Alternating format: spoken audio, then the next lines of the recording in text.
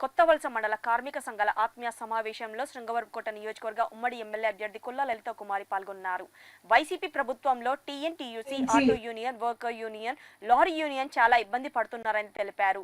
రాష్ట్ర భవిష్యత్, కార్మిక సంఘాల భవిష్యత్ బాగుండాలంటే మనమందరం కలిసి సైకిల్ గుర్తుపై ఓటు వేసి చంద్రబాబుని ముఖ్యమంత్రిగా గెలిపించుకోవాలని ఆకాంక్షించారు.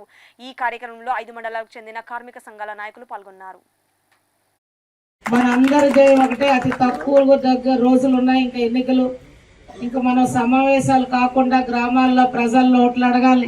పెద్దవాళ్ళు ఉంటారు, బీజేపీ అభిమానవంతులు ఉంటారు, అలాగే తెలుగుదేశం పార్టీ ఉమ్మడిగా ముగ్గురు కలిపి మన అందరి జయం ఒకటే.